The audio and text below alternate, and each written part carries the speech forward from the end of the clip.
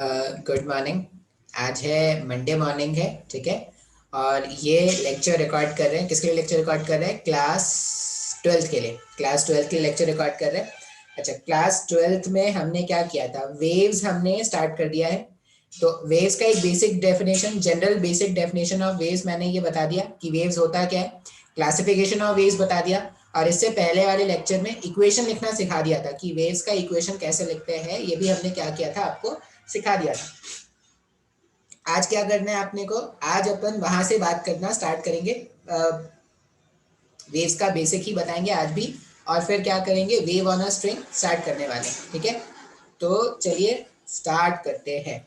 अच्छा, इस संडे ना वेव्स का टेस्ट लूंगा, या करंट और कैपेसिटर्स का मिला के एक और टेस्ट ले लूंगा, ठीक है। करंट और कैपेसिटर्स का मिला के, जैसे इससे पहले वाला टेस्ट सिर्फ कैपेसिटर का था, अभी करंट और कैपेसिटर का मिला के एक टेस्ट लूंगा, क्योंकि वेव तो अच्छा खासा कंप्लीट हो नहीं पाएगा। मैं देखूंगा अगर मेरे को पेपर मिलता है, इनके पास अगर कोई पेपर होगा अच्छा सा तो, ठीक है। तो वो मैं आपको इन्फॉर्म कर दूंगा ग्रुप में, आप टेंशन ना ले। चलिए स्टार्ट करते हैं।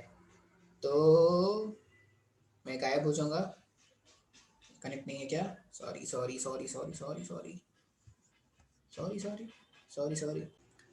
ठीक है, स्टार्ट करते हैं। तो अभी तक हमने देख लिया कि जो वेव है, वेव का जनरल इक्वेशन क्या याद रखना है?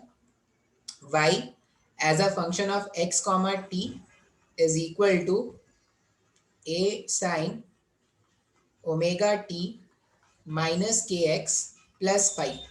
इस तरह से वेव का जनरल इक्वेशन है जो हम क्या करने वाले हैं, याद रखने वाले हैं। इसमें सारे टर्म्स का डेफिनेशन मैंने बता दिया है। ओमेगा क्या है, के क्या है, फाई क्या है, वाई एक्स कॉमा टी ऐसा क्या है। देखो, मेडिकल वाले बच्चे अगर सिर्फ ये फॉर्मूला याद रख लेंगे, इसको एज अ इक्वेशन याद रख लेंगे तो काम बन जाएगा, ठीक है। अच्छा, फिर और क्या याद रखना है कि अगर इस वेव इक्वेशन में, ये जो वेव इक्वेशन है, इस वेव इक्वेशन में अगर हमने x को फिक्स कर दिया, x को फिक्स कर दिया मतलब क्या हो जाएगा, a sine omega t minus some constant हो जाएगा। तो वो एक SHM का इक्वेशन हो गया क्या? तो अगर आप वेव के इक्वेशन में, वेव का मतलब होता है हमारे सिलेबस में simple harmonic wave. Simple harmonic wave में क्या है, एक धागे में बहुत सारे पार्टिकल्स हैं जो SHM एग्जीक्यूट कर रहे हैं। सारे पार्टिकल्स को जब ज्वाइन करते जाते हैं तो क्या होता है, एक वेव फॉर्म बनकर आता है। अब ये जो वेव फॉर्म बनकर आता है उसी का इक्वेशन है y x comma t equals to a sin omega t minus kx plus 5। अब वेव वाले इक्वेशन में अगर x को फिक्स कर दिया जाए तो x को फिक्स करने पर जो इक्वेशन होता है वो बनता है SHM का इक्वेशन। और अगर t को फिक्स कर दिया जाए तो y और x का रिलेशन आता है। ये सब मैंने इससे पहले वाले लेक्चर्स में सिखा दिया था। अब क्या करना है, तो हम बात करेंगे यहाँ पर। अच्छा, वेव वेलोसिटी, मैंने आपको एक वर्ड सिखाया था, वेव वेलोसिटी। अब ये वेव वेलोसिटी क्या होता है? वेव वेलोसिटी होता है जिस रेट से पार्टिकल का, जिस रेट से डिस्टरबेंस एक पॉइंट से दूसरे पॉइंट पर ट्रैवल करता है, उसको हम क्या बोलते हैं, वेव वेलोसिटी बोलते हैं। तो वेव वेलोसिटी जो आया था v, वो टाइम का कोफिशिएंट डिवाइडेड बाय x का कोफिशिएंट, ऐसा कुछ आया था क्या, 2 पाई फ्रीक्वेंसी, ऐसा कुछ हमारे पास वेव वेलोसिटी आया था। वेव वेलोसिटी का सीधा सा मतलब है कि जिस रेट से डिस्टरबेंस एक पॉइंट से दूसरे पॉइंट पर ट्रैवल करता है उसको हम क्या बोलते हैं, वेव वेलोसिटी। अब हम आज क्या करते हैं ना, हम बात करते हैं पार्टिकल वेलोसिटी के बारे में। Particle velocity. अब ये पार्टिकल वेलोसिटी क्या है, तो पार्टिकल वेलोसिटी को हम लिखेंगे वीपी। अब पार्टिकल वेलोसिटी क्या है सर? एक वेलोसिटी तो आपने वेव वेलोसिटी बता दिया। पार्टिकल वेलोसिटी के लिए हम क्या करते हैं, हम एक डायग्राम बना लेते हैं वेव ऑन अ स्ट्रिंग का। इस तरह से धागा था जिसमें वेव, इस तरह से वेव पल्स चलने स्टार्ट हो गए। अब वेव वेलोसिटी का क्या मतलब था कि जिस रेट से डिस्टरबेंस, जिस रेट से डिस्टरबेंस एक पॉइंट से दूसरे पॉइंट पर जाएगा, ये जो डिस्टरबेंस है वो एक पॉइंट से दूसरे पॉइंट पर जिस रेट से जाता था उसे वेव वेलोसिटी बोलते थे। जैसे लाइट का वेव वेलोसिटी है 3 × 10⁻8 मीटर पर सेकेंड। मतलब एक सेकंड में जो लाइट वेव का डिस्टरबेंस है वो 3 × 10⁸ मीटर्स आगे बढ़ जाता है। अच्छा, अब यहाँ पर जो पार्टिकल्स है, जब भी वेव आगे चलता है, ये जैसे ये जो वेव था, ये वेव जब आगे चल रहा था इस डायरेक्शन में, तो पार्टिकल्स आगे चल रहे हैं क्या? नहीं। पार्टिकल्स क्या कर रहे थे, ये जो पार्टिकल्स हैं यहाँ पर, ये अपने मीन पोजीशन के अबाउट इस तरह से ऑसिलेट कर रहे हैं क्या? अच्छा, अब अगर पार्टिकल्स ऑसिलेट कर रहे हैं, डिस्टरबेंस चल रहा था एक्स डायरेक्शन में, अगर ये धागे को एक्स एक्सिस मान लिया जाए तो डिस्टर्बेंस चल रहा था एक्स डायरेक्शन में और पार्टिकल का वाइब्रेशन हो रहा है वाई डायरेक्शन। अब जिस रेट से डिस्टर्बेंस आगे बढ़ रहा है उस रेट से पार्टिकल वाइब्रेट कर रहे हैं क्या? जब पार्टिकल वाइब्रेट करते हैं, कोई भी पार्टिकल जब ऑसिलेट करता है तो उस ऑसिलेटिंग पार्टिकल का कुछ स्पीड होगा ना, कुछ वेलोसिटी होगा। तो हम एक वेलोसिटी, तो वेव वेलोसिटी हमने डिफाइन कर दिया। वेव वेलोसिटी जब भी मैं बोलूं तो जिस रेट से डिस्टर्बेंस आगे बढ़ रहा है, जिस रेट से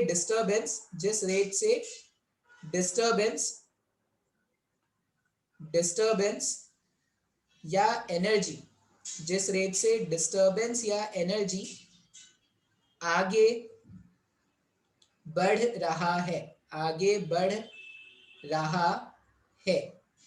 ठीक है, जिस रेट से डिस्टर्बेंस या एनर्जी आगे बढ़ता है उसे वेव वेलोसिटी बोलते हैं। पार्टिकल वेलोसिटी क्या है? तो वाइब्रेटिंग पार्टिकल्स के वेलोसिटी को, वाइब्रेटिंग पार्टिकल्स के वेलोसिटी को पार्टिकल वेलोसिटी कहते हैं। वाइब्रेटिंग पार्टिकल्स के वेलोसिटी को पार्टिकल वेलोसिटी कहते हैं। ये आपको क्या करना पड़ेगा? पार्टिकल वेलोसिटी के लिए याद रखना पड़ेगा। अब ध्यान से देखिए, मान लीजिए मैंने ऐसा बोला कि ये जो मेरा सोर्स था, ये जो सोर्स है, सोर्स से किसी x1 दूरी पर, सोर्स से किसी x1 दूरी पर एक पार्टिकल है, मुझे उसका वेलोसिटी फाइंड करना है। या x, अभी x मान लो, कुछ ही मान लो सोर्स से x1 दूरी पर एक पार्टिकल है, ठीक है, ये पार्टिकल है, मान लो पार्टिकल p, जिसका मुझे वेलोसिटी क्या करना है? फाइंड करना है। अब अगर मैं वेव के इक्वेशन में, ये जो मेरे पास वेव का इक्वेशन है, इसमें अगर मैं x को फिक्स कर दूं, ये जो वेव का इक्वेशन था, इस वेव के इक्वेशन में अगर मैंने x को फिक्स कर दिया, x के प्लेस में क्या रख रहे हैं? x1 कॉमा t, तो ये ऐसा कुछ हो जाएगा क्या? a sin omega t minus k x plus pi हो जाएगा, कुछ इस तरह का इक्वेशन बन जाएगा ना। अच्छा, यहाँ पे आ जाएगा के x1, मैंने x के प्लेस में x1 रख दिया। अब k कांस्टेंट है, x1 कांस्टेंट है, फाई कांस्टेंट है, ये पूरा टर्म कांस्टेंट है क्या? ये पूरा टर्म कांस्टेंट है भाई साहब, ठीक है। मैं, अब मेरे पास डिस्प्लेसमेंट और टाइम का एक रिलेशन है क्या? अगर ये पूरा टर्म, यहाँ पे थोड़ा काइनेमेटिक्स इन्वॉल्व होगा, ये पूरा टर्म अगर कांस्टेंट है तो मेरे पास y और टाइम का एक रिलेशन है ना। y यहाँ पर पार्टिकल का डिस्प्लेसमेंट है क्या? ये y जो है, y यहाँ पर क्या है? Instantaneous displacement of particle, instantaneous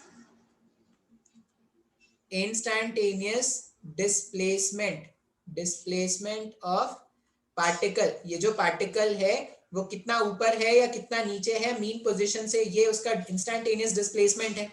अगर मैं इंस्टैंटेनियस डिस्प्लेसमेंट और टाइम के रिलेशन को दोनों तरफ टाइम के रिस्पेक्ट में डिफरेंशिएट कर दूं, तो यहां पर अगर मैं डिफरेंशिएट करूंगा तो मेरे पास क्या आ जाएगा? D upon d T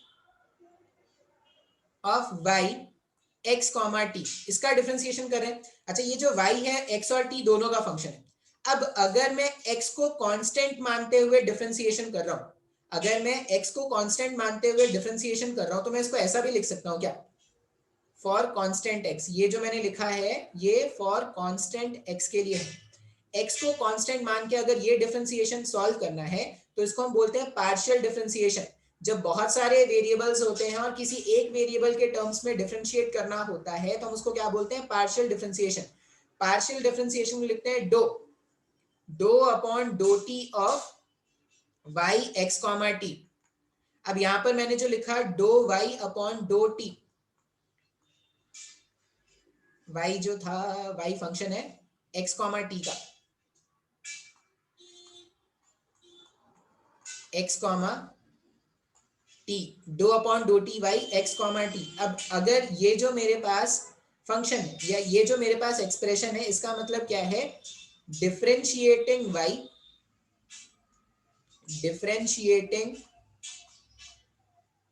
Y with respect to time keeping x constant. ये डो है, जब ऐसे डिजाइन वाला डी लिखूंगा तो डो, डऊ मेरे टीचर बोलते थे, डऊ डऊ डऊ।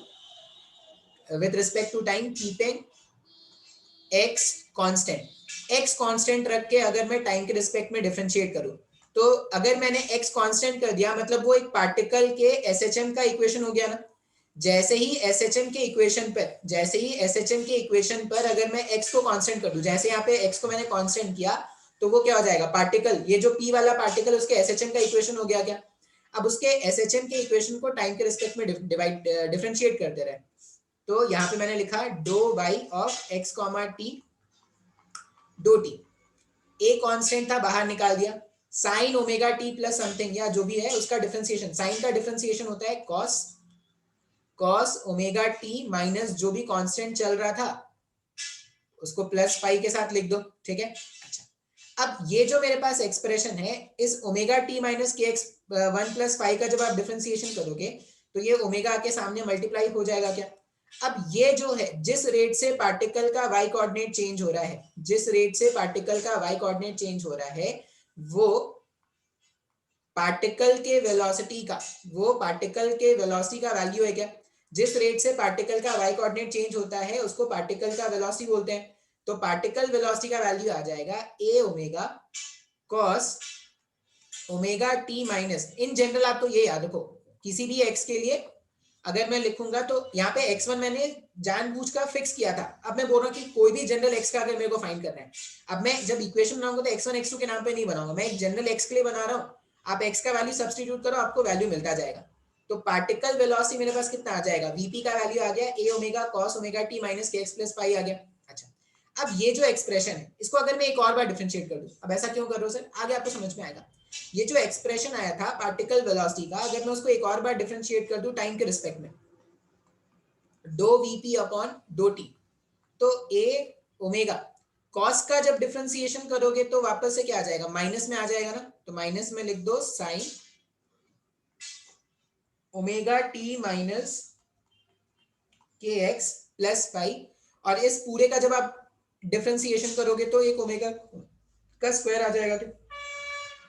तो पार्टिकल का वेलोसिटी को जब टाइम के रिस्पेक्ट में डिफरेंशिएट किया, सॉरी, पार्टिकल के वेलोसिटी को जब टाइम के रिस्पेक्ट में डिफरेंशिएट करेंगे तो वो पार्टिकल का एक्सेलरेशन हो गया क्या। तो एक्सेलरेशन ऑफ पार्टिकल मेरे पास कितना आ जाएगा, doh VP upon dough t आ जाएगा। अब ये सब जो मैं बता रहा हूँ ना, इनको अभी हम रिलेट करने वाले हैं, इन यहाँ से differential equation of waves find करेंगे, इसलिए हम इस तरह से इक्वेशंस फाइंड कर रहे हैं। तो मैंने आपको क्या बताया कि अगर वेव का इक्वेशन गिवन है और अगर आप वेव के इक्वेशन को टाइम के रिस्पेक्ट में डिफरेंशिएट कर दोगे एक बार, कीपिंग एक्स कांस्टेंट, मतलब एक्स कांस्टेंट कर दिया मतलब वो एसएचएम का इक्वेशन हो गया। एसएचएम का जब डिस्प्लेसमेंट और टाइम का रिलेशन गिवन है, आप उसको एक बार डिफरेंशिएट करोगे, आपको पार्टिकल के वेलोसिटी का डिफरेंस इक्वेशन मिल जाएगा क्या। अब हमारे पास पार्टिकल के वेलोसिटी का इक्वेशन आ गया। मैंने पार्टिकल के वेलोसिटी इक्वेशन को एक और स्टेप आगे ले गया और पार्टिकल के एक्सेलरेशन का इक्वेशन भी फाइंड आउट कर लिया। एक्सेलरेशन का इक्वेशन आ रहा है minus of a omega square sine omega t minus k x plus Y. ये डेरिवेशंस तुम्हें याद नहीं रखने हैं, बस तुम्हें एंड रिजल्ट याद रखना है। अच्छा, अब क्या करते हैं ना, ये जो y था मेरे पास वो x और t दोनों का फंक्शन है। अभी मैंने क्या किया था, x को कांस्टेंट मानते हुए t के टर्म्स में डिफरेंशिएट किया था। नेक्स्ट स्टेप में ऐसा कर लेते हैं, मैं फाइंड कर लेता हूं do y upon do x. इसका मतलब क्या हो जाएगा, इसका मतलब हो गया keeping time constant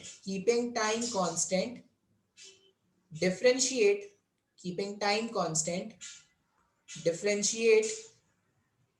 with respect to x. ठीक है, यहां पे क्या करेंगे, कीपिंग टाइम कांस्टेंट, टाइम को कांस्टेंट रखते हुए एक्स के रिस्पेक्ट में डिफरेंशिएट करना है अपने को। ठीक है, चलिए भाई साहब डिफरेंशिएट करते हैं। तो यहां पर अगर मैं इसको सिंप्लीफाई करूं, do y upon do x का वैल्यू अगर मैं कैलकुलेट करूं, अब मुझे एक्स के टर्म्स में डिफरेंशिएशन करना है। ए कांस्टेंट का बाहर निकाल दिया, साइन का डिफरेंशिएशन हो गया cos omega t minus k x plus Y.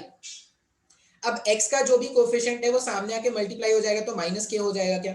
तो ये मेरे पास doh y upon dough x का वैल्यू हो गया, मतलब मैंने x के रिस्पेक्ट में डिफरेंशिएट कर दिया। अब आप खुद से सोचो लॉजिकली, जब मैंने टाइम को ऐसे फिक्स कर दिया तो ये y और x का ग्राफ हो गया क्या। y और x के ग्राफ में जब आप dy अपॉन dx फाइंड करते थे, y और x के ग्राफ में, मैंने काइनेमेटिक्स में ये सब सिखाया है, जब y और x का ग्राफ होता था और dy अपॉन dx आप कैलकुलेट करते थे तो एक्चुअल में आप स्लोप फाइंड करते हो क्या? dy अपॉन dx जो होता है वो स्लोप ऑफ yx ग्राफ होता था ना, ये सब बातें आपको शायद याद हो। तो यहाँ पे dy अपॉन dx अगर मैं कैलकुलेट करूं तो dy अपॉन dx हो जाएगा स्लोप ऑफ yx ग्राफ। तो यहाँ पे जो do y upon dough x है, ये जो do y upon dough x है वो एक्चुअल में क्या है, इसको भी मैं ब्रैकेट में रख देता हूँ, ये सारे इक्वेशंस अभी मेरे काम आने वाले हैं। और ये जो है ये है क्या, तो ये यहाँ पर है स्लोप ऑफ yx ग्राफ,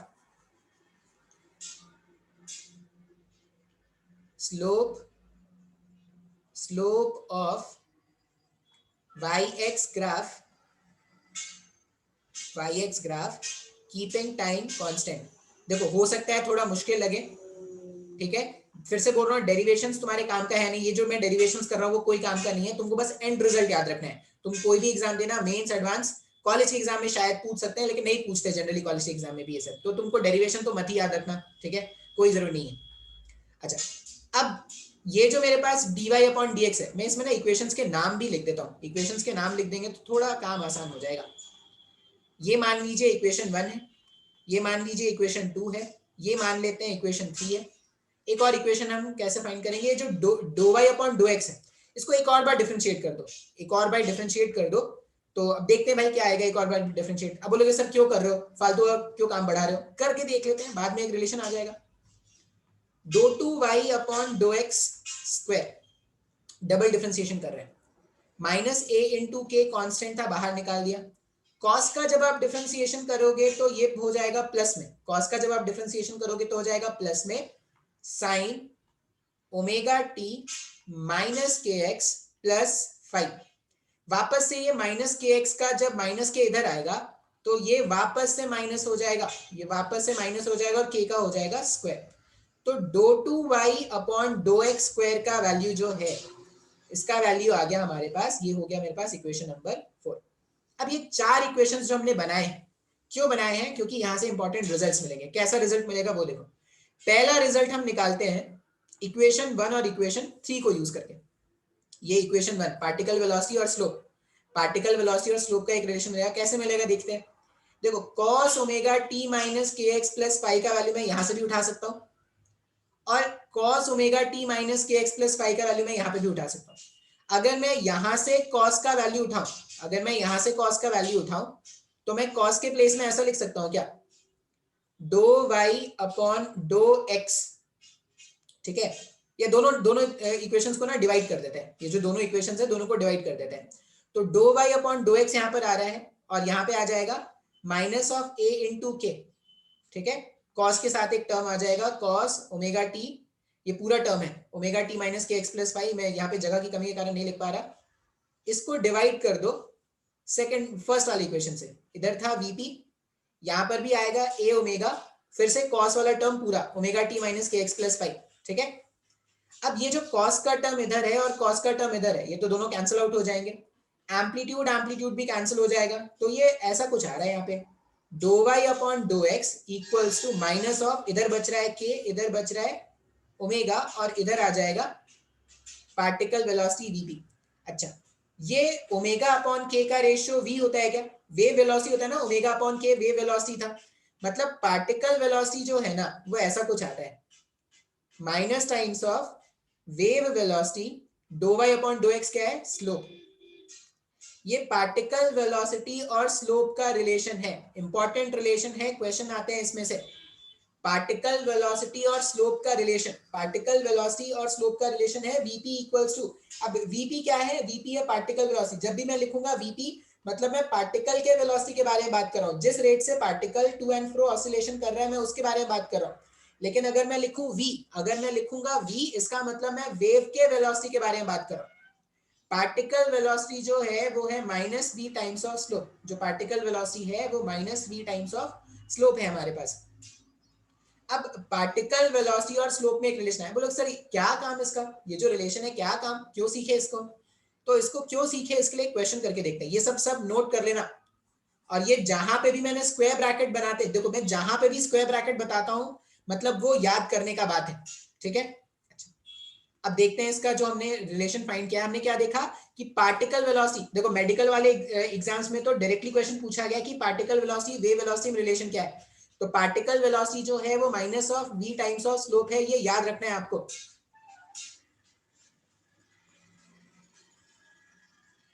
मान लेते हैं कि एक वेव इस तरह से गिवन था, इस तरह से एक वेव गिवन है और इन्होंने बोला कि एक पार्टिकल है, पार्टिकल p, वेव इधर चल रहा है इस डायरेक्शन में से, एक पार्टिकल p है। आपसे ये पूछा गया है कि जिस इंस्टेंट पे, ये किसी इंस्टेंट पे ये हमने पिक्चर ड्रॉ कर लिया, आपसे पूछा गया है कि इसके जस्ट नेक्स्ट इंस्टेंट पे जैसे ही पार्टिकल को, जैसे ही आप टाइम को रिलीज करोगे, मान लो अभी हमने समय को रोक दिया है, अभी हमने क्या किया है, समय को रोक दिया है। आपसे ऐसा पूछा गया कि if at any time t, if at any time t, the position of p is shown, the position of p is shown, the position of p is shown, then find the direction,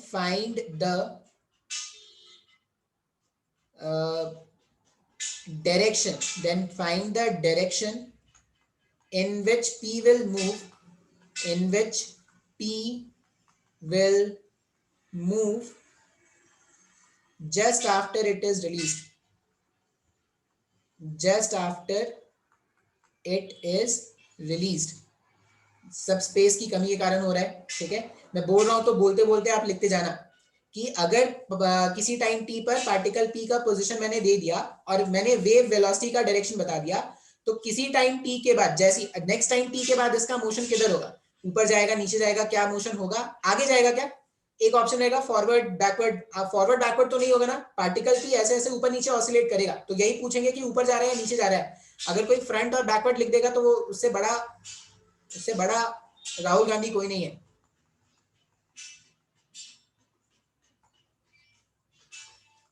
तो अब ध्यान से देखते हैं, हमने एक relation पढ़ा है, हमने रिलेशन पढ़ा कि पार्टिकल का जो वेलोसिटी है वो minus of v times of slope है, ठीक है। अच्छा, पार्टिकल का वेलोसिटी पता चल जाए तो हम बता सकते हैं ना कि p पॉइंट किधर जा रहा है। ये मैंने लगा दिया फॉर्मूले का माइनस v।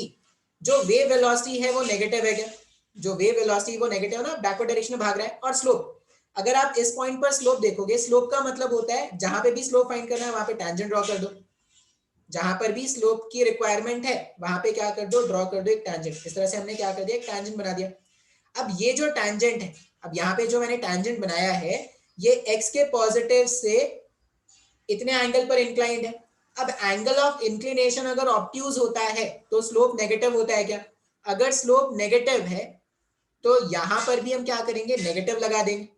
अब जब आप इसको सिंप्लीफाई करोगे, नेगेटिव नेगेटिव मिलके पॉजिटिव, मतलब पार्टिकल का वेलोसिटी नेगेटिव आ गया ना। अगर पार्टिकल वेलोसिटी नेगेटिव है, अगर पार्टिकल वेलोसिटी नेगेटिव है, इसका मतलब पार्टिकल जो है उसकी टेंडेंसी नीचे जाने की होगी क्या। पार्टिकल का वेलोसिटी अगर पॉजिटिव आता तो पार्टिकल की टेंडेंसी ऊपर जाने की होती। अगर पार्टिकल का वेलोसिटी पॉजिटिव आ रहा है तो वो ऊपर जाएगा, पार्टिकल वेलोसिटी नेगेटिव आएगा तो वो नीचे आएगा। ये तो हो गया भाई साहब, ये जो मैंने फॉर्मूला डिराइव किया था उसके हेल्प में हमें बताने के लिए। पार्टिकल वेलोसिटी कभी भी अगर निकालना है तो minus of v times of slope को मल्टीप्लाई कर दो, आपको पार्टिकल वेलोसिटी मिल जाएगा। जनरली पूछ लेते हैं कि किस डायरेक्शन में वेव चलेगा ये बताओ, तो जब किस डायरेक्शन में वेव चलेगा ये बताओ ऐसा अगर पूछे तो आप क्या कर सकते हो, ऐसा कुछ कंसेप्ट यूज कर सकते हो। अच्छा, इसी क्वेश्चन को सॉल्व करने का या एनालाइज करने का एक सिंपल तरीका भी होता है, देसी तरीका। अब देसी तरीका क्या है, अगर मैं बोलूं कि जो वेव है, अगर वेव इस डायरेक्शन में यहां से यहां ऐसे चल रहा है, मतलब डिस्टर्बेंस इस वाले पॉइंट से मूव करते हुए यहां तक आया होगा क्या, यहां कहीं से डिस्टर्बेंस चलना स्टार्ट होगा और ये मूव कर करके यहां पे आना स्टार्ट हो जाएगा। अब डिस्टर्बेंस ऐसे चलता हुआ आ रहा है, अब डिस्टर्बेंस अगर चलता हुआ आ रहा है, जब भी वेव अगर इस वाले पॉइंट से चलता हुआ आ रहा है, तो कोई भी जो आगे वाला पार्टिकल होता है वो अपने से पहले वाले पार्टिकल को फॉलो करता है क्या। इससे जस्ट पहले वाले पार्टिकल को अगर आप देखोगे, इससे जस्ट पहले वाले पार्टिकल को अगर आप देखोगे तो इससे जस्ट पहले वाला पार्टिकल नीचे है ना, ये पार्टिकल यहां पर था, ये पार्टिकल पी जो है, ये पार्टिकल पी यहां कहीं पे ऐसा, ठीक है। पार्टिकल पी यहाँ कहीं पे से जस्ट नीचे वाला पार्टिकल नीचे है क्या? अगर जस्ट नीचे वाला पार्टिकल नीचे है तो पार्टिकल पी भी नीचे भागेगा ना। क्यों नीचे भागेगा? क्योंकि हमेशा कोई भी आगे वाला पार्टिकल जो है, वेव में तो ऐसे ही होता था ना, कोई भी आगे वाला जो पार्टिकल है वो अपने से पहले वाले पार्टिकल को फॉलो करने की कोशिश करेगा। तो ये जो पार्टिकल है इसकी टेंडेंसी नीचे जाने की है। एक और देख लेते हैं। मान लो मेरे से किसी ने पूछा कि ये जो पार्टिकल है यहाँ पे, इसका मोशन बताओ क्या होगा, ऊपर होगा नीचे होगा? तो एक तो हम ये देख लेते हैं, v equals to particle velocity equals to minus of v times of slope. ठीक है, अच्छा फॉर्मूले का माइनस लगा दिया। v का वैल्यू यहाँ पर नेगेटिव है, स्लोप पॉजिटिव बनता क्या यहाँ पर?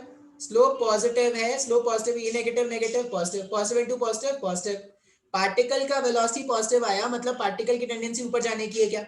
आप चाहो तो देसी तरीके से देख लो, इससे पहले वाला पार्टिकल क्या है, उससे ऊपर है या नीचे है? तो इससे ऊपर है। तो अगर ये पार्टिकल P जो है वो अपने से पहले वाले पार्टिकल, सपोज ये Q वाले पार्टिकल को फॉलो करता, तो Q वाला पार्टिकल ऊपर जा रहे हैं तो पार्टिकल P भी ऊपर जाएगा क्या? तो इस तरह से हम क्या करेंगे, गैस करेंगे कि पार्टिकल किस तरह मूव करेगा। तो मैंने क्या किया, इक्वेशन 1 और इक्वेशन 3 को यूज करके एक रिलेशन निकाल दिया। इक्वेशन 1 और इक्वेशन 3 को यूज करके मैंने एक रिलेशन निकाल दिया। तो जिनका काम खत्म हो गया है उनको हटा देते हैं, क्योंकि पुराना जाएगा तभी नया आ पाएगा।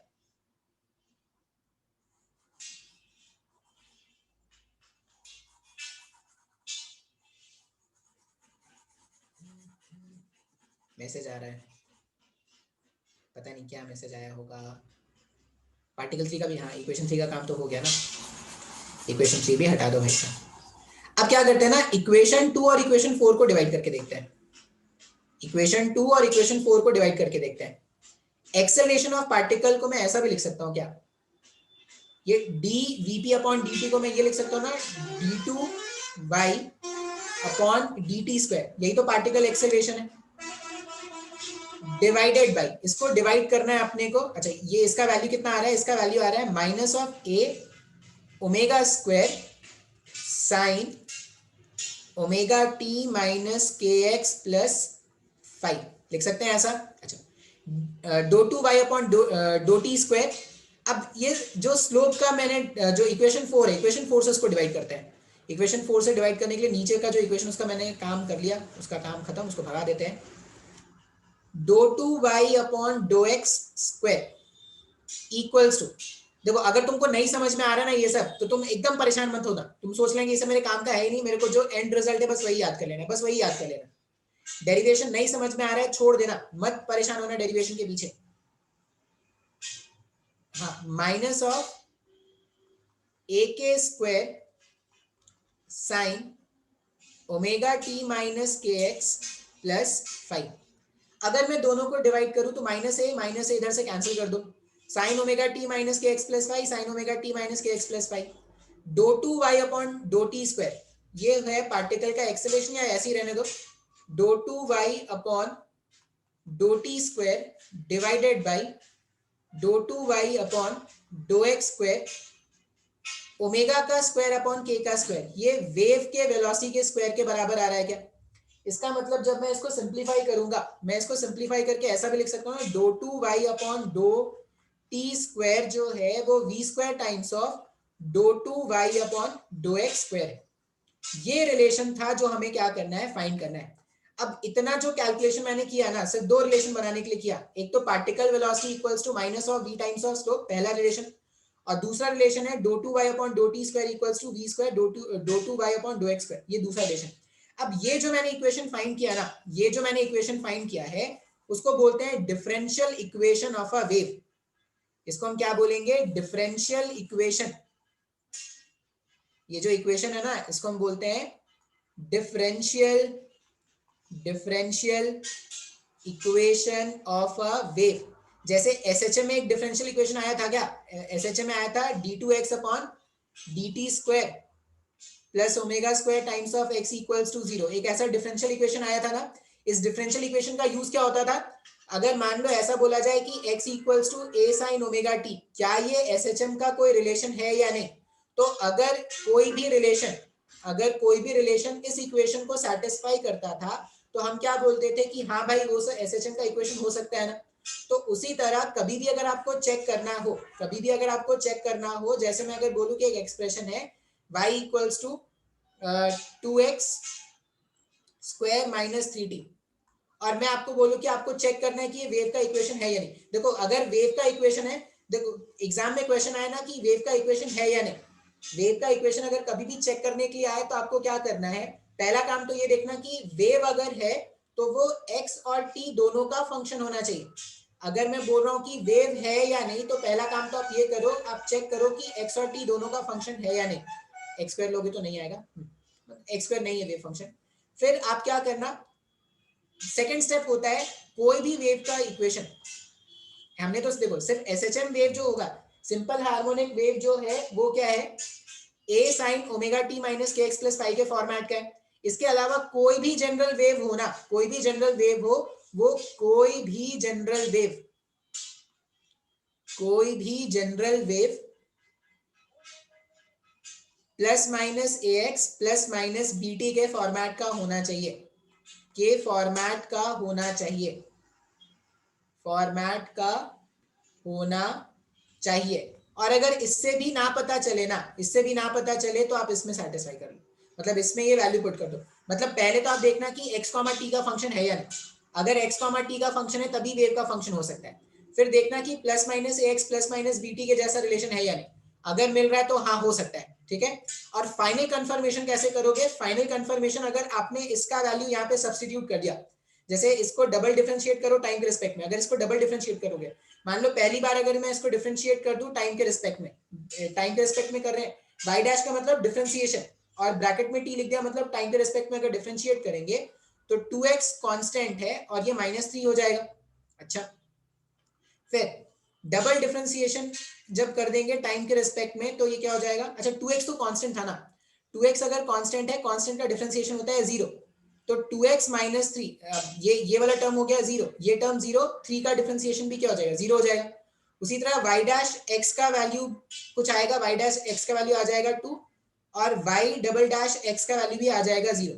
अब देखो 0 इक्वल्स टू 0 सेटिस्फाई कर रहा है तो वो रिलेशन हो जाएगा। बात समझ में आ रहा है? अच्छा, एक और चीज याद रखना, इस तरह का एक्सप्रेशन आपको गिवन मिल सकता है क्वेश्चन में, बहुत रेयर आते हैं ऐसे क्वेश्चन, एक्सप्रेशन आपको क्वेश्चन में मिल सकता है, टाइम का कोफिशिएंट डिवाइडेड बाय एक्स का कोफिशिएंट, ये वेव वेलोसिटी होता है, मैग्नीट्यूड के मॉड कर देना, टाइम का कोफिशिएंट डिवाइडेड बाय एक्स का कोफिशिएंट जो होता है वो वेव वेलोसिटी होता है। तो जो मैंने रिलेशंस अभी बताया ना, उनसे कैसे क्वेश्चंस आएंगे, रेयर आते हैं, लेकिन अगर कभी आ गया तो आप इस तरह से बता सकते हो। ट्रिपल ई के एग्जाम में, नीट के एग्जाम में बहुत बार डायरेक्टली पूछा गया कि विच equation is the differential equation of a wave, तो डिफरेंशियल इक्वेशन ऑफ वेव, ये किसी ने मेरे को डाउट में भी पूछा था कभी, तो डिफरेंशियल इक्वेशन ऑफ वेव इस तरह से दिखता है, dou 2y upon dou t square equals to v square dou 2y upon dou x square। कभी भी अगर इस तरह के फॉर्मेट का इक्वेशन दिखेगा तो वो समझ लेना कि वो डिफरेंशियल इक्वेशन ऑफ वेव है। अब ये जो इक्वेशन है उसका यूज क्या है, कोई भी जनरल रिलेशन अगर y और x और t में मिल जाए, आपको पता करना है कि वो वेव का रिलेशन है या नहीं। तो पता करने के 3 तरीके हैं, पहले तो देखना x और t दोनों का फंक्शन होना चाहिए, फिर देखना plus minus a x plus minus b t के टाइप का फंक्शन होना चाहिए, फिर देखना कि ये dou 2y upon dou t square और v square equals to dou 2y upon dou x square को सेटिस्फाई कर रहा है, अगर कर रहा है तो वो तुम्हारा इक्वेशन हो। बात समझ में आया? भारी भरकम मैथमेटिक्स यहाँ पर था, डेरिवेशन में तुम टाइम मत वेस्ट करना, मैंने बताया था मेरा काम था, इसीलिए तुमको बस एंड रिजल्ट याद रखना है, ठीक है। तुम कोई भी एग्जाम दो, तुम बस एंड रिजल्ट याद रखना, ठीक है। अच्छा, ये तो हो गया मेरे पास जनरल वेव की कहानी कि जनरल वेव में क्या क्या चलता है, ठीक है। अब हम बात करेंगे अलग अलग तरह के वेव। तो सबसे पहला जो टाइप का वेव हम पढ़ेंगे वो हम पढ़ेंगे wave on a string.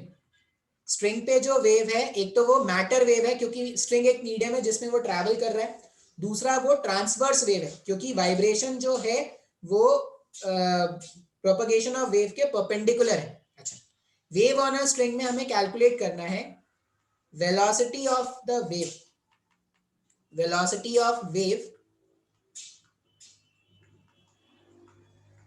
Travelling on a string, travelling on a string. अच्छा, यहाँ पर एक डेरिवेशन आएगा, फिर से डेरिवेशन में बता दूंगा, लेकिन एनसीईआरटी बुक में इसका डेरिवेशन नहीं गिवन है।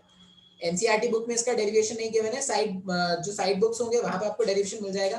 तो अगर एनसीईआरटी में इसका डेरिवेशन नहीं गिवन है तो चांसेस कम है कि एग्जाम में है। देखो जब भी मैं ऐसा बोलूँ ना कि ये पेपर में आएगा ऐसा नहीं आएगा, तो वो सब नोट करके रखना है।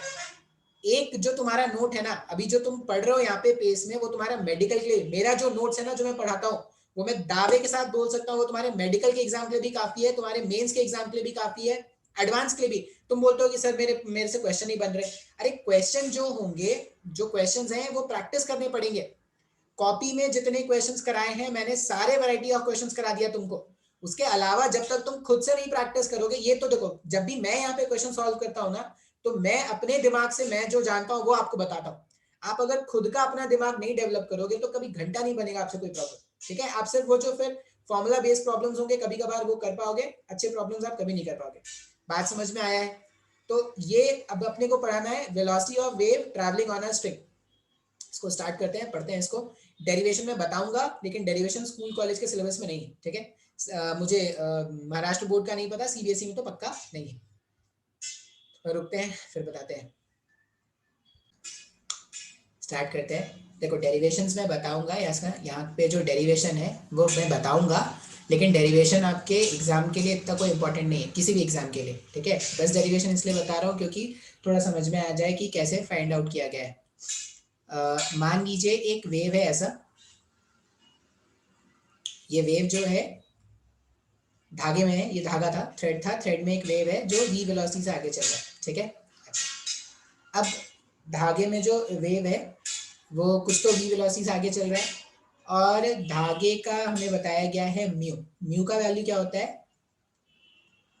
मास पर यूनिट लेंथ। हमें धागे के बारे में क्या बताया गया है? इसका जो मास पर यूनिट लेंथ, मतलब जो भी इसका मास होता है उसको लेंथ से डिवाइड करने के बाद जो आएगा वो म्यू हमें बता दिया गया, ठीक है। अच्छा, अब ये वेव वेलोसिटी निकालने का एक थोड़ा तरीका है, डेरिवेशन का एक तरीका है। तरीका क्या है? ऐसा मान लेते हैं कि हमारे पास एक फ्रेम है, ठीक है। हम क्या करते हैं, एक फ्रेम मान लेते हैं, और ये जो फ्रेम है वो उतने ही स्पीड से आगे बढ़ रहा है जितने से वेव आगे चल रहा था। मतलब जो डिस्टर्बेंस का रेट था उतने ही स्पीड से क्या करते हैं, मान लेते हैं कि फ्रेम जो है वो आगे चल रहा है, ठीक है। अच्छा, अब मैं क्या करूंगा ना, मान लो ये मेरा वेव था ऐसा धागे में, उस पार्टिकल को देखने वाला हूं जो अपने टॉप मोस्ट पोजिशन पर है। टॉप मोस्ट पोजिशन पर मतलब टॉप मोस्ट पोजिशन पर अगर कोई वेव है, जैसे यहाँ पर ये पूरा वेव, ऐसे पूरा वेव चल रहा था, मैं उस पार्टिकल को देख रहा हूँ जो अभी अपने टॉप मोस्ट पोजिशन पर है। टॉप मोस्ट पोजिशन पर, या आप ऐसा समझो कि मैं उस पार्टिकल के बारे में बात कर रहा हूँ। ये जो पार्टिकल है, पार्टिकल मीन पोजिशन से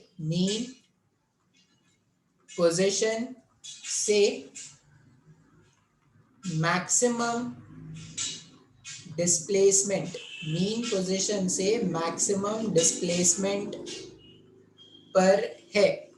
अब मैक्सिमम डिस्प्लेसमेंट पर है मतलब वो अपने एक्सट्रीम पोजीशन पर है। क्या एक्सट्रीम पोजीशन पर पार्टिकल का स्पीड, एक वाइब्रेटिंग पार्टिकल का स्पीड एक्सट्रीम पोजीशन पर क्या होता है? 0 होता है, ठीक है। तो अगर मैं बोलूं कि ग्राउंड के फ्रेम से विथ रिस्पेक्ट टू ग्राउंड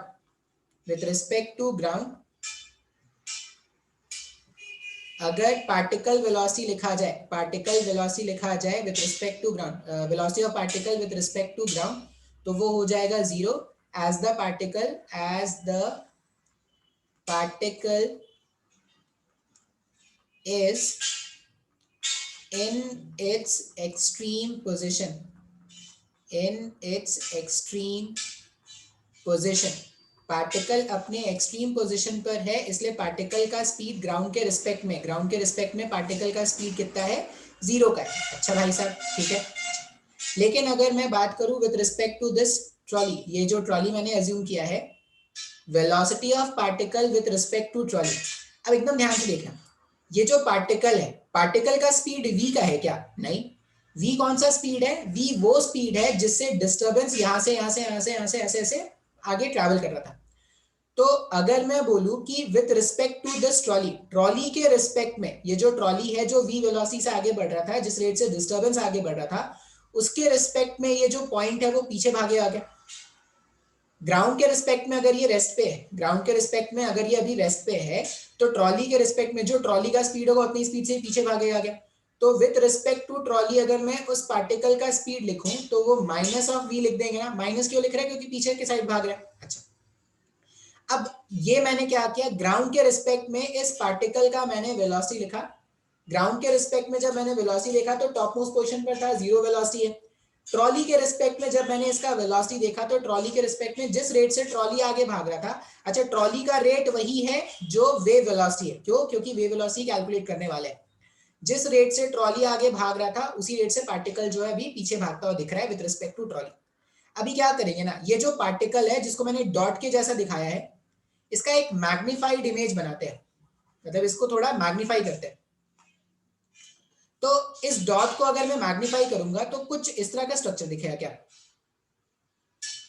जो डॉट है उस डॉट को अगर आप मैग्नीफाई करोगे तो एक्चुअल में थ्रेड था, थ्रेड है, थ्रेड को अगर तुमने मैग्नीफाई किया तो कुछ इस तरह का दिखेगा ना। अच्छा, अब थ्रेड के दोनों एंड्स में, ये जो थ्रेड का दोनों एंड है, इस वाले एंड में टेंशन टी इधर लग रहा होगा, ठीक है, और इस वाले एंड में टेंशन टी इधर लग रहा होगा। अब एकदम छोटा सा लेंथ है इसका, इसका जो लेंथ है, आप ऐसा मान लो कि ये जो मेरे पास ये जो मैंने डॉट था, ये येलो से बना लो, येलो से बनाना ज्यादा अच्छा रहेगा क्योंकि येलो जो हमारे पास है उसी को हमने यहाँ पे बनाया है। अच्छा, ये जो छोटा सा आर्क है हमारे पास, इस छोटे से आर्क ने क्या क्या करेगा, ये कुछ एंगल पर इंक्लाइंड होगा, ये सेंटर पे कुछ एंगल फॉर्म करेगा।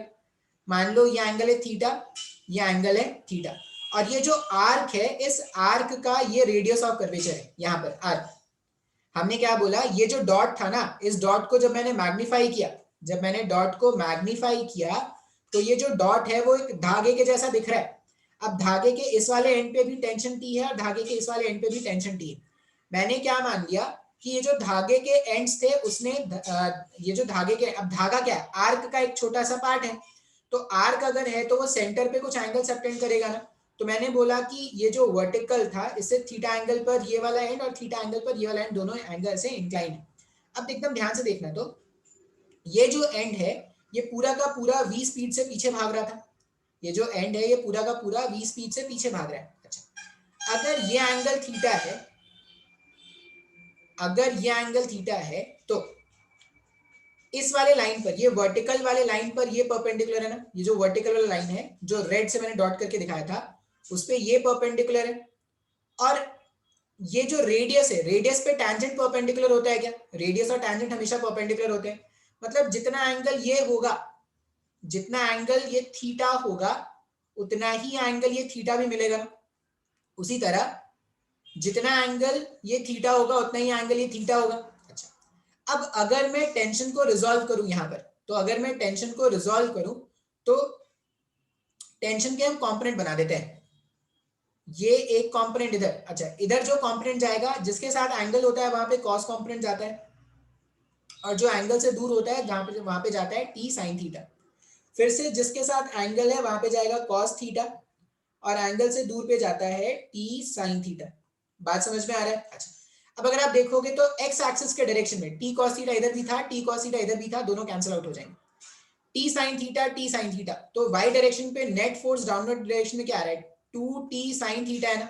अच्छा, ये जो थ्रेड था, थ्रेड नीचे गिर गया क्या? नहीं, थ्रेड अगर इस वाले पॉइंट पे देखोगे थ्रेड नीचे नहीं गिरा है, इस वाले पॉइंट पे थ्रेड नीचे नहीं गिरा। एक्चुअल में क्या हो रहा है, इस ट्रॉली के रिस्पेक्ट में, ट्रॉली के रिस्पेक्ट में अगर मैं थोड़ा शेयरिंग बंद करूं, वो जो ट्रॉली है ये ऐसा है और ये ट्रॉली है, ट्रॉली के रिस्पेक्ट में ऐसे पीछे पीछे भाग रहा है, ऐसे ऐसे पीछे भाग रहा है। अब ट्रॉली के रिस्पेक्ट में अगर ये पीछे भाग रहा है तो विद रिस्पेक्ट टू ट्रॉली ये सर्कुलर में घूमने की कोशिश कर रहा है। अगर सर्कुलर में घूमने की कोशिश कर रहा है, कोई भी पार्टिकल अगर सर्कल में घूमता है, कोई भी पार्टिकल अगर सर्कल में घूमता है तो एक सेंट्रीफ्यूगल फोर्स लगता है क्या? एक सेंट्रीफ्यूगल फोर्स लगता है जो क्या करेगा, अगर पार्टिकल देखो ग्राउंड के फ्रेम से देखोगे तो बोल दोगे एक सेंटर की तरफ फोर्स रिक्वायर्ड है जिसको सेंट्रीपिटल फोर्स बोलते हैं। पार्टिकल के फ्रेम से देखोगे तो हम क्या बोलते हैं कि एक ऐसा फोर्स बाहर के डायरेक्शन में लगेगा, सेंट्रीफ्यूगल फोर्स, जो क्या करेगा अंदर के डायरेक्शन का जो नेट फोर्स है उसको बैलेंस करता है। ठीक है, तो अगर मैं यहाँ पर वापस से स्क्रीन शेयरिंग करूं तो ये जो मेरे पास पार्टिकल है, हम ये जो 2t sin थीटा का नेट फोर्स है वो क्या बोल सकते हैं, वो रिक्वायर्ड सेंट्रीपिटल फोर्स प्रोवाइड कर रहा होगा। डेरिवेशन समझ में आया तो रखना, नहीं समझ में आया तो छोड़ देना। 2t sin theta equals to mv² upon r, यही तो होता है ना mv² अपॉन r। अब v क्यों लिया, क्योंकि पार्टिकल का स्पीड क्या है, v है। m का मतलब है मास ऑफ दिस पार्टिकल, ये जो मैंने येलो आर्क बनाया उसका मास m। अब देखो कैसे लिखेंगे, 2 into t sine theta equals to m। m के प्लेस में क्या लिखेंगे, अगर ये एंगल थीटा और रेडियस है r, तो आर्क लेंथ को r इंटू थीटा लिखते हैं क्या, तो आर्क लेंथ के प्लेस में लिख दो r इंटू 2 थीटा, ये आर्क लेंथ हो गया। और मास पर यूनिट लेंथ हमने कितना माना है, म्यू, तो म्यू टाइम्स ऑफ आर्क का लेंथ अगर कर देंगे तो मास मिल गया v² अपॉन r। r से r कैंसिल कर दो, 2 से 2 कैंसिल कर दो। अब ये जो आर्क लेंथ है कितना छोटे, पॉइंट साइज का था ना, छोटे से एंगल थीटा के लिए साइन थीटा और थीटा का वैल्यू सेम होता है क्या, तो ये साइन थीटा और थीटा का वैल्यू भी गायब कर सकते हैं। अब जब सब मैंने गायब कर दिया ना, तो मेरे पास बचा क्या, यहाँ पे बचा t, यहाँ पे बचा म्यू v², तो मैं v² को t डिवाइडेड बाई म्यू ये लिख सकता हूँ क्या। इसका मतलब v का वैल्यू जो है वो root over of t divided by mu, इस तरह से लिखा जा सकता है ना। तो वेलोसिटी ऑफ वेव, अब ये v क्या था, ये वेव वेलोसिटी था। वेलोसिटी ऑफ वेव जो है वो टेंशन, धागे में जो टेंशन है, और म्यू मास पर यूनिट लेंथ, इस पे डिपेंड कर रहा है क्या। अब एग्जाम में ना, मतलब बुक्स में क्या है, ये बुक में डेरिवेशन नहीं है। डेरिवेशन अगर आपको समझ में आया तो नोट करना, नहीं समझ में आया तो सिर्फ ये फाइनल रिजल्ट याद कर लेना कि अगर कोई वेव है और वो स्ट्रिंग में चल रहा है तो वेव वेलोसिटी कितना हो जाएगा, root over of t divided by mu. अब क्वेश्चन में अगर कभी भी आपसे बोला जाए वेलोसिटी जो है वो डायरेक्टली प्रोपोर्शनल है रूट ओवर टी का, और ये इनवर्सली प्रोपोर्शनल है रूट ओवर म्यू का, ठीक है। तो अगर टेंशन को बढ़ा दिया जाए तो वेव वेलोसिटी भी क्या होता है, बढ़ जाता है। ऐसे क्वेश्चन मेडिकल में बहुत बार पूछे जाते हैं कि अगर wave on a string calculate कर रहे हैं, वेव ऑन अ स्ट्रिंग का वेलोसिटी कैलकुलेट कर रहे हैं, अगर धागे के टेंशन को बढ़ा देंगे तो वेव वेलोसिटी पे क्या फर्क पड़ेगा, ये बताओ। अब इस वाले क्वेश्चन पे मैं, इस वाले फॉर्मूले पे जब मैं कुछ क्वेश्चन सॉल्व कराऊंगा तो शायद आपको ज्यादा अच्छे से समझ में आएगा। अब बहुत ही आसान क्वेश्चन होगा, ये जो फॉर्मूला का डेरिवेशन है, देखो आज के लेक्चर मैंने जो भी डेरिवेशन कराया है, अगर समझ में आ रहा है तो ठीक है, नहीं समझ में आ रहा है तो एंड रिजल्ट याद रख लेंगे। बेसिकली अपने को न्यूमेरिकल सॉल्व करने हैं। अब देखिए न्यूमेरिकल कैसे है, हमारे पास वेव वेलोसिटी, वेलोसिटी ना स्ट्रिंग का वैल्यू कितना आ गया, वेलोसिटी ना स्ट्रिंग का value root over of t divided by me, sorry t divided by mu.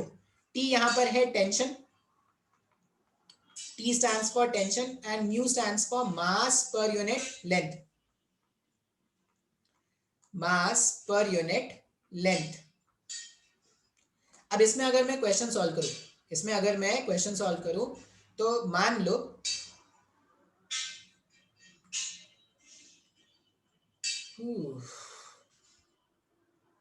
थक गया यार मैं तो।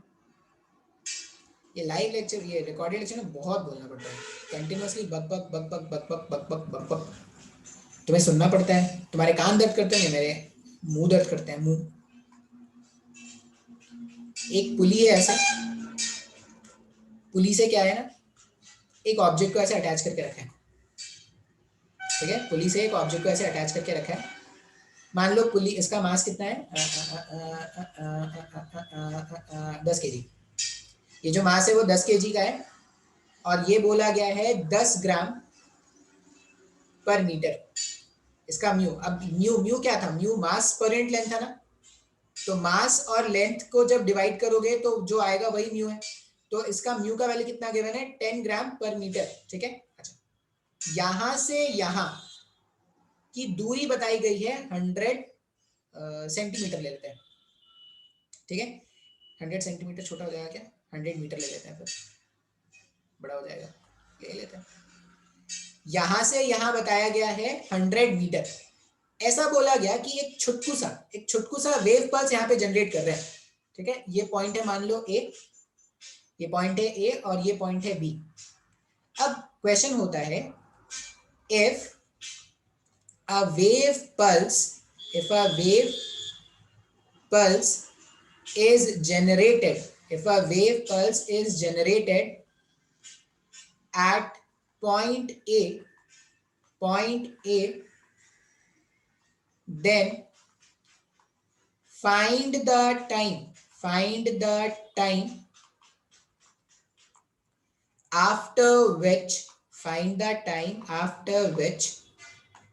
it will reach point B। ये क्वेश्चन है कि अगर एक वेव पल्स पॉइंट ए पर जनरेट कराएंगे तो कितने टाइम के बाद ये वेव पल्स पॉइंट बी तक पहुंच जाएगा, ये कैलकुलेट करना है। अब बहुत ही आसान है। कैसे आसान है सर? देखो भाई साहब, वेव पल्स तुमने यहाँ पे जनरेट कराया। अब वेव पल्स मतलब अगर जो तुमने डिस्टर्बेंस यहाँ पे जनरेट कराया वो धीरे धीरे धीरे धीरे यहाँ पे ट्रैवल करता हुआ आएगा। अच्छा, किस रेट से ट्रैवल करेगा वो क्या है? वो वेव वेलोसिटी होता है क्या? वेव वेलोसिटी को लिखते हैं टेंशन डिवाइडेड बाय म्यू से। टेंशन किसके कारण होगा? धागे में जो टेंशन है वो इसके वेट के कारण होगा क्या?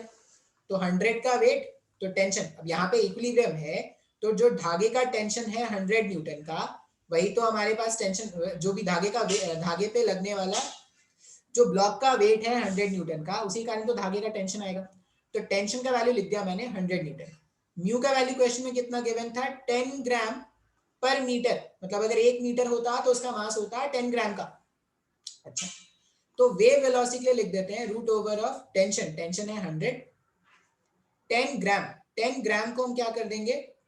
10 ग्राम को अगर मेरे को अब एसआई स्टैंडर्ड्स में कन्वर्ट करना पड़ेगा तो ग्राम को केजीज में कन्वर्ट करना पड़ेगा। केजी में कन्वर्ट करने के लिए 10 टू पावर -3 करना पड़ेगा ना। जो ग्राम था, ग्राम को केजी में कन्वर्ट करने 10 टू पावर -3 किया हमने।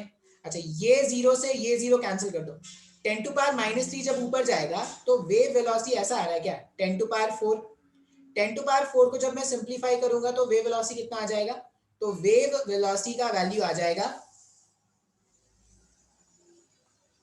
वेव वेलोसिटी हमारे पास आ जाएगा 100 मीटर पर सेकेंड। इस रेट से वेव ए से बी तक ट्रैवल कर रहा है। अब लेंथ कितना ट्रैवल करना था? लेंथ ट्रैवल करना था 100 मीटर्स का। स्पीड भी अपने को पता है। टाइम को सिंपली क्या लिख देंगे? टाइम को simply length divided by v लिख देंगे। तो यहाँ पर जब आप टाइम कैलकुलेट करोगे तो टाइम हो जाएगा लेंथ आ गया हमारे पास 100 और v का वैल्यू हो गया 100। 100 से 100 अगर कैंसिल कर देंगे तो ये 1 सेकेंड्स का आ गया क्या? तो टाइम का वैल्यू कितना हो गया? 1 सेकेंड। ये आंसर है। आया क्या समझ में? हाँ या ना? आई मेरे को नहीं लगता इतना मुश्किल है। सिंपल से दो फॉर्मूलाज यूज कर लिए। टेंशन, अरे टेंशन तो हमने एनएलएम में भर भर के निकाले थे ना क्वेश्चंस में। कोई भी क्वेश्चन गिवन होगा आप वहां पे टेंशन फाइंड आउट कर लो। एक बार टेंशन का वैल्यू मिल गया तो आप क्या कर लो? वेव वेलोसिटी कैलकुलेट कर लो, सिंप्लीफाई कर लो, आंसर आ जाएगा। एक और क्वेश्चन है कंसेप्ट है, दोनों मिला हुआ है, वो भी करा देता हूँ।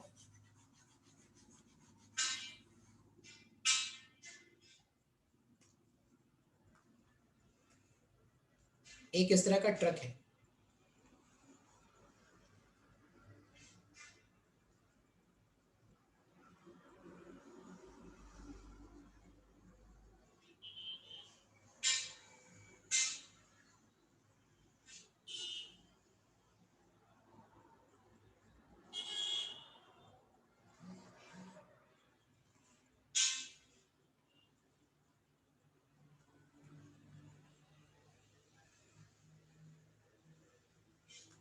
ठीक है। एक इस तरह का ट्रक है, मैं निकला गड्डी लेके, ये ट्रक वाला गाना गा रहा है। कौन सा गाना गा रहा है? हाँ, ये बड़ा है। मुड़ के तो देख सोड़िए, मुड़ के तो देख सोड़िए। स्पेलिंग गलत हो सकती है, ट्रक वाले को स्पेलिंग नहीं आती। मैं हॉर्न ब्लो करता, मैं horn blow blow blow blow करता। ठीक है। और ये जब गा रहा है तो इसको देख भी रही है, सोडिया जो है वो देख भी रही है इसको। ऐसा मत सोचना कि बेचारे का जो कोशिश थी बेकार चली गई। यहाँ पे लगा एक धागा और ये चल रहा है, मान लो 50 किलोमीटर पर आवर के स्पीड से, 50 किलोमीटर पर आवर के स्पीड से चल रहा है। ठीक है। बाकी डेटाज वही है। इसे बताया गया कि धागे का जो टेंशन है वो 100 न्यूटन का ही है। म्यू का वैल्यू जो है वो 10 ग्राम पर मीटर का है। ठीक है। टेंशन दे दिया, म्यू दे दिया, और यहाँ से यहाँ का लेंथ बता दिया। ये अभी भी कितना है? ये लेंथ 100 मीटर्स का।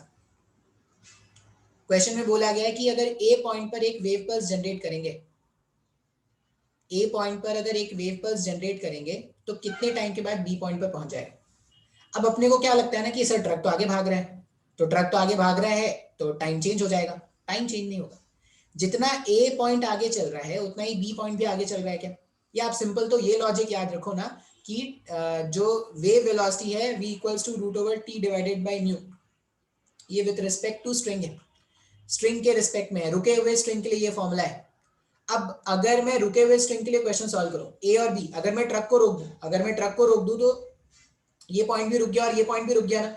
अब ए से बी अगर वेव को चलना है तो उतना ही चलना है जैसे इससे पहले वाले क्वेश्चन में चले थे, टेंशन भी उतना ही है जो इससे पहले वाले क्वेश्चन में था, म्यू भी उतना ही है जो इससे पहले वाले क्वेश्चन में था, तो टाइम भी उतना ही आएगा क्या जो इससे पहले वाले क्वेश्चन का था, तो 1 सेकंड का आंसर हो जाएगा। तो कभी कभी वो तूफानी बनने की कोशिश करते हैं, वो क्या करेंगे, ट्रक को चला देंगे, इंसान को भगा देंगे, तुम मत भागना, तुम अपने दिमाग को स्थिर रखना, बोलना कि नहीं ये जो फॉर्मूला है root over t upon mu, ये तो विद रिस्पेक्ट टू स्ट्रिंग का है, अगर स्ट्रिंग के रिस्पेक्ट में तो कोई फर्क नहीं पड़ना चाहिए, कोई नहीं फर्क नहीं पड़ना चाहिए, तो इस तरह से हम सॉल्व करेंगे, आंसर आएगा। ठीक है, चलिए इतना ही रहने देते हैं। एक अच्छा क्वेश्चन है इसमें जिसमें थोड़ा बहुत डिफरेंशिएशन यूज होगा, वो नेक्स्ट वाले क्लास में कराएंगे।